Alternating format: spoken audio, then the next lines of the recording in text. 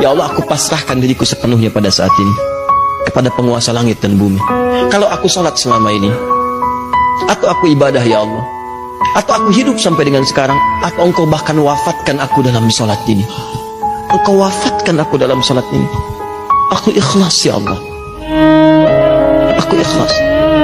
Berikan bimbingan kepadaku untuk meningkatkan ibadah. Dengan itu aku diperintahkan, jauhkan dari sifat musyrik. Mulai sekarang aku berjanji ya Allah, aku akan